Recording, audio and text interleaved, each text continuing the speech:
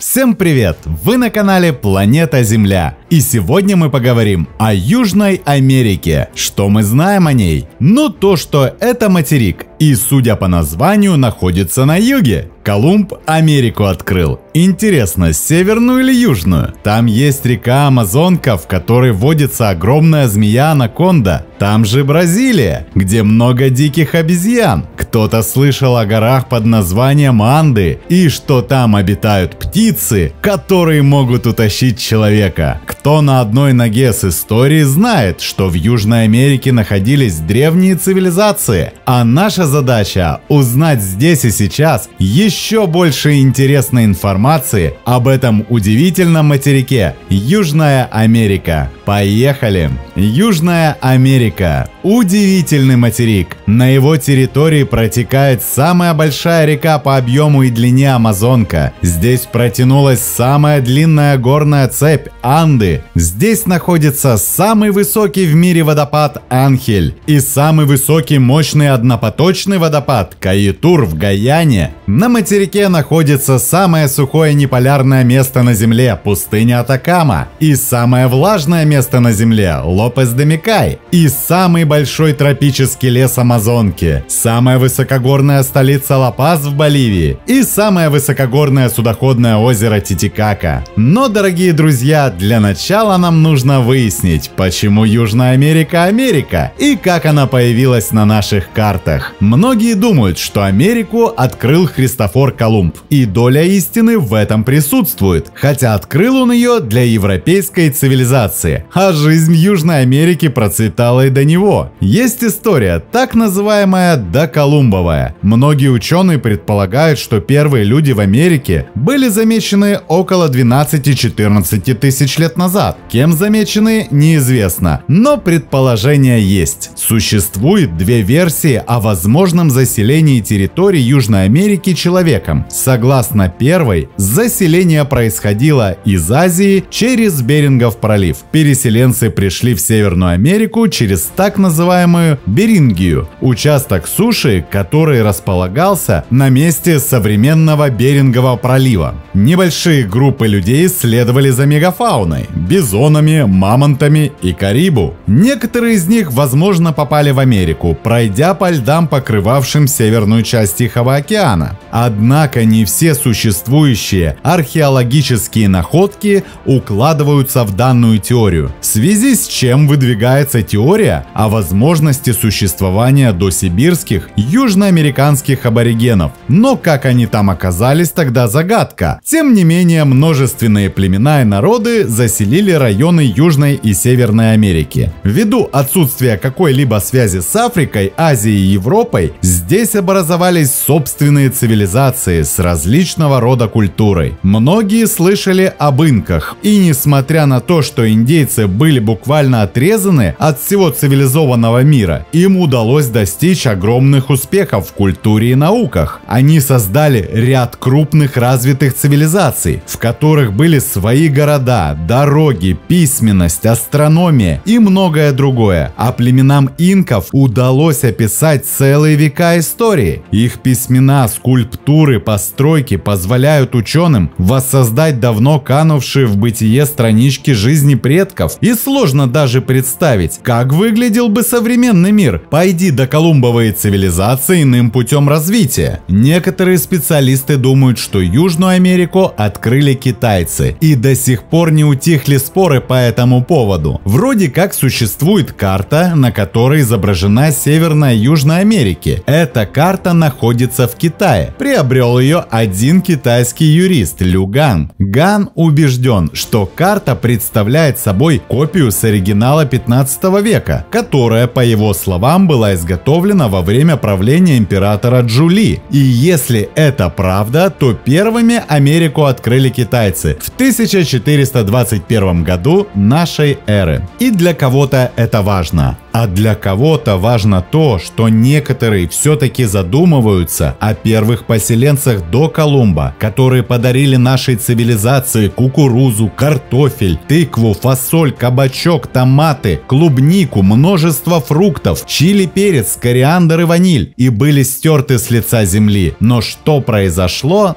что произошло. История полна таких проступков, но то, что точно из достоверных источников известно, что во время второй экспедиции Христофора Колумба в 1498 году были открыты острова Тринидад и Маргарита, находящиеся на северо-востоке Южной Америки. Таким образом, Христофор Колумб был первым европейцем, вступившим на берега Центральной и Южной Америки. В 1499 году была экспедиция адмирала Алонсо де Охеда, штурманом в которой был Америго Веспуччи. Имея карты Христофора, они прошли вдоль берега Южной Америки. Обнаружив поселение на сваях, они назвали его Маленькой Венецией, Венесуэлой. Открыли Суринам. Они прошли также все северное побережье Южной Америки, но пролива так и не нашли. И тут есть интересный исторический момент. Считается, что Америка была названа в честь итальянского путешественника Америго Веспуччи. Именно он был первым европейцем, предположившим, что Америка – это не Ост-Индия, как думал все время Христофор Колумб, а новый неизвестный континент. В 1507 году Вальдемюллер составил карту мира, где он нанес название Америка на южноамериканский континент в районе нынешней Бразилии. Позднее, когда на картах появилась Северная Америка, это название распространилось и на нее. Хотя и Христофор не остался в накладе. В его честь назвали страну Колумбию. В последующих путешествиях Америго Веспуччи исследовал восточные берега Южной Америки. Были открыты Бразилия, Аргентина, но до огненной земли еще не добрались. А вот в 1520 году Фернан Магеллан открыл Чили. Именно тогда им был найден пролив и стало возможно первое кругосветное путешествие. В конце декабря 1541 года флотилия Франциско Орельяно при исследовании континента открывает реку Амазонку. Открытие Колумбом Америки навсегда изменило представление людей о земном шаре. Это событие стало одним из важнейших в истории всего человечества. Узнав о том, что испанским мореплавателям были открыты новые земли, туда хлынул поток любителей легкой наживы. Путешественники мечтали о несметных сокровищах, которые можно было отыскать в новом свете. Таких людей, захватчиков из Португалии или Испании, называли конкистадорами. В слепом стремлении к богатству они безжалостно уничтожали местных жителей, грабили их поселения, опустошали захваченные территории. Однако вместе с этим варварством происходило изучение новых земель. Создавались карты материковой части и побережья, описания природы и рельефа. Большой вклад в изучение материка внес один из самых знаменитых исследователей своего времени – немецкий ученый Александр Гумбольдт. В течение 20 лет он самым тщательным образом изучал Южную Америку, ее растительный и животный мир, коренное население, геологические особенности. Написанная им книга впоследствии стала чуть ли не единственным полным и достоверным источником информации о новом свете. И на данный момент Южная Америка – это четвертый по величине материк. Площадь 17 миллионов 840 тысяч квадратных километров. Протяженность материка составляет 7350 километров с севера на юг и 5180 километров с запада на восток. Длина береговой линии около 26 тысяч километров. Северная точка – мыс Гальинас, южная – мыс Фруарт, западная – мыс Париньяс,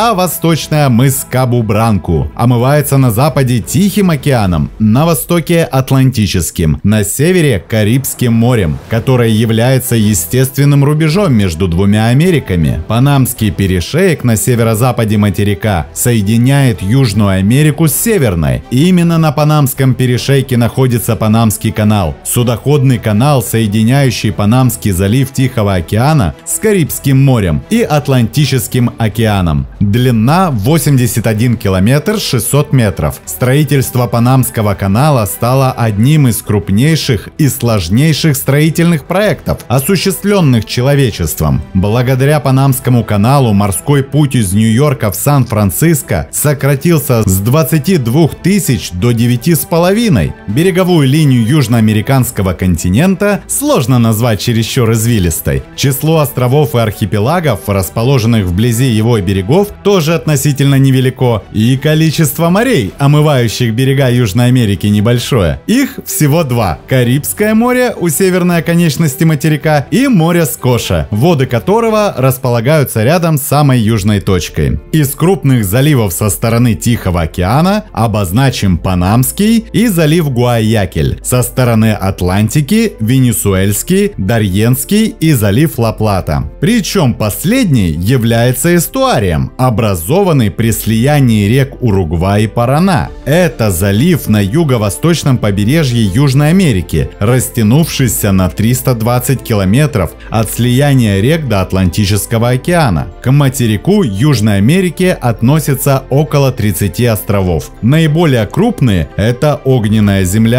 Фолклендские острова, Чилоэ, Веллингтон и Галапагосы. Рельеф Южной Америки представлен равнинами и плоскогорьями на востоке и горными хребтами на западе материка. В основе рельефа восточной части лежит древняя южноамериканская платформа. На ней образовались крупные низменные равнины – Амазонская, Оренокская, Ла-Платская, сложенные толщами морских и континентальных осадков. К щитам, приподнятым участкам платформы, приурочены Бразильское и Гвианские Нагорья. Высотой от 500 до 2500 метров разломы земной коры разбили Нагорья на отдельные массивы, изрезанные ущельями. На западе материка Анды протянулись на 9000 километров с севера на юг, отделив остальной континент от Тихого океана. Эта складчатая область альпийского возраста является продолжением североамериканских кордильер и состоит из параллельных хребтов. Между хребтами расположены центрально-андийские Нагорья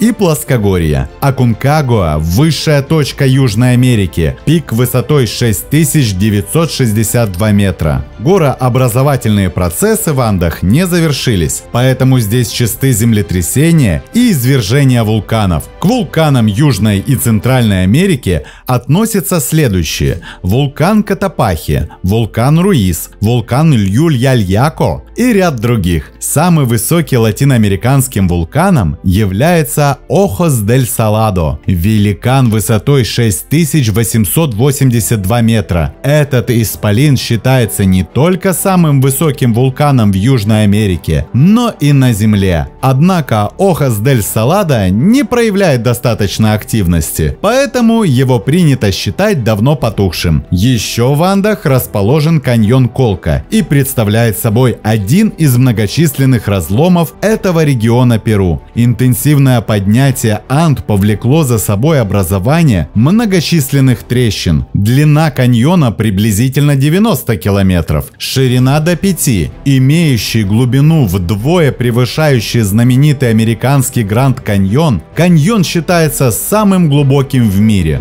Восточнее Анд расположилась Амазонская низменность или Амазония. Она является самой большой низменностью в мире. Ее площадь составляет более 5 миллионов квадратных километров, а протяженность от восточных андских склонов до самого Атлантического океана 3200 километров. На севере она граничит с Гвианским плоскогорьем, на юге с Бразильским. Геологи делят огромный участок суши на две части, на западную и восточную. Западная Амазония – это плоская и низкая равнина, простирается на 1600 километров. Западная Амазония отличается мутными, извилистыми, медленно текущими реками. Влажные экваториальные леса, сельвы покрывают всю территорию. Этой части низины свойственны периодически затопляемые варзеа, высокие поймы, и игапо, низкие поймы, которые находятся под водой большую часть года. Восточная Амазония – часть низменности уже, чем первая, и простирается только на 350 километров. С июня по сентябрь на территории дуют юго-восточные пассаты, которые вызывают засуху. В восточной части Амазонской низины реки врезаются глубоко в рельеф и теряют изогнутую форму. Они отличаются прозрачностью и быстрым течением. Нередко встречают бурлящие пороги и водопады. И какие это водопады! Самый высокий водопад в мире – Керапокупаю-Меру, он же Анхель, он же Ангел, назван в честь летчика Джеймса Энджела, с английского Angel, который пролетел над водопадом в 1933 году. Он находится в Южной Америке на реке Чурун. Это бассейн реки Оренока. Поток воды падает с высоты 1054 метра на дно глубокого ущелья. А еще есть водопад Кайетур, расположенный на реке Потара в Западной Гаяне, недалеко от границы с Венесуэлой. Это один из крупнейших водопадов в мире, самый высокий из водопадов, не разделяющийся на несколько потоков. Его высота составляет 226 метров, примерно в 5 раз выше Ниагарского водопада и в 2 раза выше водопада Виктория. И почему это сначала водопады? Какие же водопады без рек? А крупнейшими реками Южной Америки являются Амазонка, Оренока,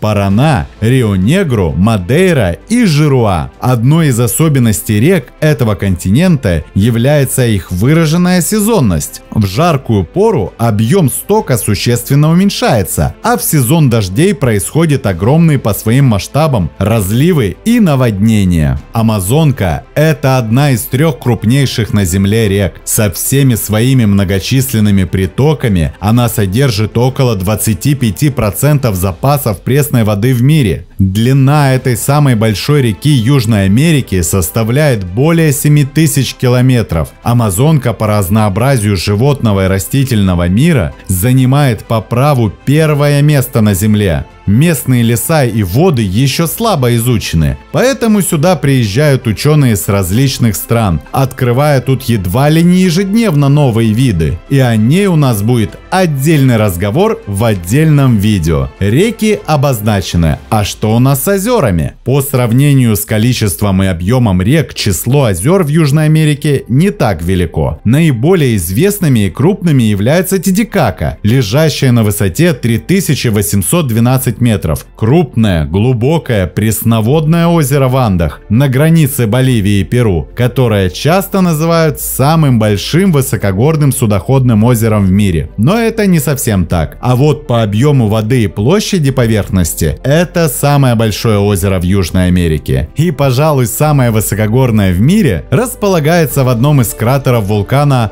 Охос-дель-Саладо. Размеры озера совсем невелики. Его максимальный диаметр составляет порядка 100 метров, а глубина достигает 10 метров. Среди значимых для Южной Америки озер можно выделить Буэнос-Айрес, Уюни, Патус, Лаго Архентино, Лагоа Мирин и Вьетму. Ну и, конечно же, озеро Маракайбо. Озеро-лагуна, лидирующее по площади водной поверхности, расположившееся над глубочайшей впадиной тектонического происхождения. Это единственное место на планете, где можно наблюдать молнии без грома. Это молнии Кататумба, природное явление, возникающее над местом впадения реки Кататумба в озеро Маракайбо. Феномен выражается в возникновении множества молний непрерывно в течение длительного времени, в основном ночью, и сильной вариацией в зависимости от времени года. Количество грозовых дней в году варьируется от 70 до 200. В пике активности наблюдается до 28 молний в минуту. Молнии видно с расстояния до 400 километров, что породило миф о существовании молнии без грома. По причине хорошей видимости этих молний с большого расстояния их даже использовали для навигации, из-за чего явление также известно под названием маяк Маракайбо. Считается, что молнии Кататумба являются крупнейшим одиночным генератором тропосферного озона на Земле. Ветры, приходящие со стороны Анд, вызывают грозы. Метан, которыми богата атмосфера этих заболоченных мест, поднимается к облакам, подпитывая разряды молний. Горы были, и низменность была, но немалую часть Южной Америки занимает бразильское и гвианское плоскогорье, обширным географическим регионом, занимающим огромную площадь до 4 миллионов квадратных километров на востоке, юге и в центре Бразилии, является широко известное бразильское плоскогорье. Размеры его поистине огромные, протяженность в меридиональном направлении составляет 3200 километров, высочайшей вершиной простора черного, кажущегося необъятным плоскогорья, является гора Пико-де-Мадейра. Для побережных районов характерны отдельно стоящие горы-конусы, называемые местным населением башнями. Гвианское плоскогорье поменьше. Это гористое плоскогорье длиной около 1930 километров и высотой до 1000 метров, находящееся на севере Южной Америки, между бассейнами реки Ориноко и Амазонка и береговой гвианской низменностью. Южная Америка – страна контрастов. Здесь природа творит свое волшебство, создавая самые красивые пейзажи, и для полноты не хватает только пустынь. И, конечно же, они есть. Пустыня Восточной Патагонии – самая большая пустыня в Аргентине и 7-я по величине в мире. Вопреки тому, что вы можете подумать, что в пустыне жарко, это холодное место. В пустыне Восточной Патагонии температура редко превышает 12 градусов Цельсия. И, пожалуй, самой известной пустыней Южной Америки является пустыня Атакама. Она считается самой сухой пустыней Земли. Атакама находится в Южной Америке, на севере Чили, и граничит на западе с Тихим океаном, на севере с Перу и на востоке с Боливией и Аргентиной. В некоторых местах пустыни дождь выпадает раз в несколько десятков лет. Среднее количество осадков в чилийском регионе Антофагаста составляет 1 мм в год. Некоторые метеостанции в Атакаме никогда не регистрировали дождь. В этой пустыне зарегистрирована самая низкая влажность воздуха – 0%. Бывают и исключения. В июле 2011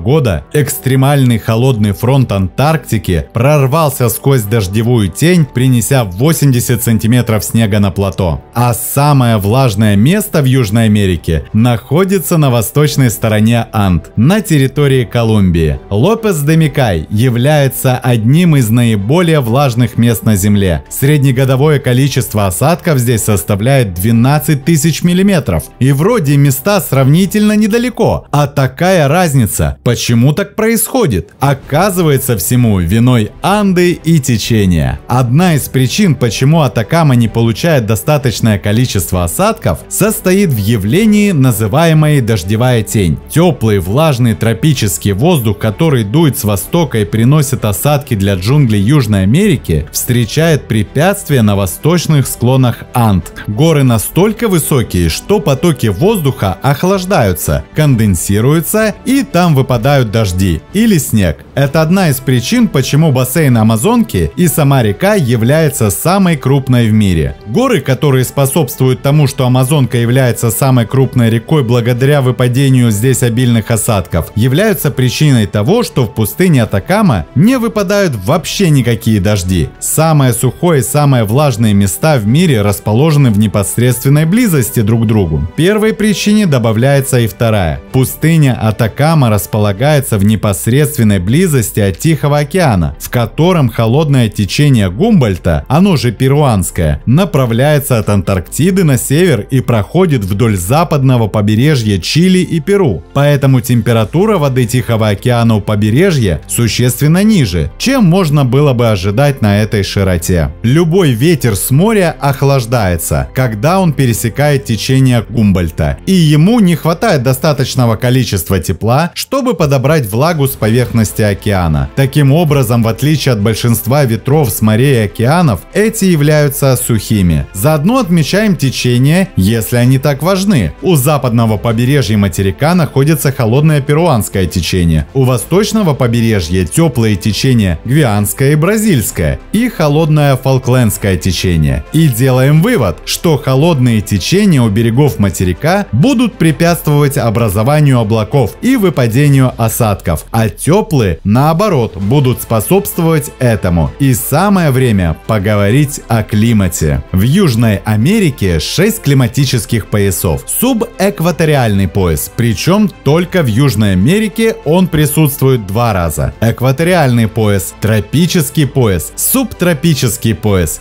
и умеренный. На большей части Южной Америки климат субэкваториальный и тропический, с хорошо выраженными сухими и влажными сезонами. На амазонской низменности экваториальный, постоянно влажный. На юге материка субтропический и умеренный. На равнинах северной части Южной Америки, вплоть до южного тропика, температура круглый год составляет 20-28 градусов. Южнее в январе летом она снижается до 10. В июле, то есть зимой, среднемесячные температуры опускаются на бразильском плоскогорье до 10-16 градусов. В Андах температура с высотой заметно снижается. В высокогорье она не превышает 10 градусов, а зимой здесь нередки морозы. А что у нас с флорой и фауной? Южная Америка является самым разнообразным континентом мира. Если брать во внимание флору, в первую очередь благодаря ее географическому положению. Южная Америка включает разнообразные биомы, как тропические дождевые леса, тропические саванны, чрезвычайно сухие пустыни, леса умеренного пояса и альпийские тундры. А кто не понял слово биомы, так тут все просто. Биомы – это большие регионы планеты, которые разделяются по таким характеристикам, как географическое положение, климат, почва, осадки, флора и фауна. Биомы иногда называют экосистемами или экологическими регионами. И начнем мы с пустыни Атакама. Определенные участки пустыни можно назвать стерильными. Кроме песка и камней здесь ничего нет. Даже травинки днем с огнем не сыскать. Однако растительность все же встречается. Так как Атакама находится в субтропической зоне, то вполне естественно, что господствует здесь вечнозеленый колючий кустарник. На низменных участках плотным зеленым ковром разрослись аксихлои, одно из любимых лакомств обитающих здесь альпак. Довольно большое распространение получили так называемые подушковидные растения – мантея безлистная, крестовик Крамера, вернерия. Также можно встретить пикнофилум мягкий и адесмию. Всего флора Атакамы насчитывает 647 видов растений, и это довольно-таки много для пустыни с таким сухим климатом. В Патагонской пустыне условия менее суровы. Растительность варьируется от кочек на пастбищах около Анд до большей части кустарниково-степной флоры дальше на восток. Ковыль особенно распространен во всей Патагонии, а также нередки кактусы. В кустарниковых степях Патагонии встречаются подушкообразные растения и кустарники кулимбай. Там, где почва соленая, растут лебеда и другие солеустойчивые кустарники. А мы переходим к растениям тропических саванн Серрадо. Регион Серрадо в восточно-центральной и южной частях Бразилии является крупнейшим биомом саванны в Южной Америке. Две другие области саванны, расположенные дальше на юг, это Пантанал и Пампасы. Хотя Пантанал это саванна, в сезон дождей он становится водно-болотным угодьем и является средой обитания для водных растений. Когда Пантанал высыхает, вместо воды появляются саванны. Пампасы, подобно великим прериям, когда-то покрывавшим центральную часть Северной Америки, состоят почти исключительно из трав. Деревья и кустарники растут около водоемов, но доминирует травянистая растительность. А где же леса? Лесами Южную Америку тоже не обидели. Регион называется Сельва или Гилея. Это территория влажных экваториальных лесов бассейна Амазонки. Этот регион занимает около 40% Южной Америки. Дождевой лес Амазонки является крупнейшим тропическим лесом в мире. Он настолько велик и имеет достаточно густую растительность, что испарение влаги частично влияет на влажность климата в регионе. Сельва делится на несколько регионов: Верхняя Амазония, Центральная Амазония, Нижняя Амазония и крупные заливаемые комплексы Варзии. Во флоре сельвы по разным оценкам насчитывается около 80 тысяч видов растений. Из древесных видов доминирующих всего около 230 видов. Среди них каучуковое дерево, сейба, хлопковое дерево и бальса, высота которых достигает 50-80 метров. Эти деревья как маяки возвышаются над основным пологом древостоя на 20-30 метров. Обычными породами первого и второго ярусов являются бразильская красная красное дерево или пернамбуку, хинное дерево, дынное дерево, она же папайя, гевея и фикусы. В разных регионах бассейна преобладают различные типы дождевых лесов, состоящие из пальм, деревьев семейства бобовые, тутовых и молочайных. Леса западной части Амазонии особенно богаты пальмами. Обильно представлены в тропических лесах эпифиты, растения, поселяющиеся на стволах других растений. Список бесконечен. Шоколадное дерево, каучуковое дерево, жакаранда, каучуконосная гевея, красное махагониевое дерево, бразильское ореховое дерево, таксодиумы, бутылочные деревья, лианы и орхидеи. Там, где тропический лес встречается с океаном, мангровые растения адаптировались к приливно-отливной среде. Мангровые деревья имеют клубок корней, часто возвышающийся над водой, которые создают вид гуляющих деревьев. Специальные корневые структуры, которые поднимаются над уровнем воды во время приливов, позволяют корням дышать. Мангровые деревья также чрезвычайно солеустойчивы. Леса лесами, пусть даже самыми большими в мире. А как дела с фауной? Животный мир Южной Америки состоит из огромного разнообразия уникальных животных, некоторые из которых эволюционировали в относительной изоляции. Наибольшим своеобразием и богатством характеризуются влажные тропические леса. Животные там скрываются в густых зарослях или проводят большую часть времени на высоких деревьях. В тропических лесах Южной Америки обитают американские широконосые обезьяны, подразделяемые на два семейства – игрунковообразных и цебит. Игрунковообразные обезьяны небольшого размера. Самые маленькие из них достигают длину не более 15-16 см. Для многих цебит характерен сильный хвост, которым они цепляются за ветви деревьев. Он выполняет роль пятой конечности. Среди них выделяется род ревунов, получивший свое название за способность издавать далеко слышные звуки. Широко распространены паукообразные обезьяны с длинными гибкими конечностями – мирики или брахителисы. Из представителей отряда неполнозубых в тропических лесах обитают ленивцы. Они малоподвижны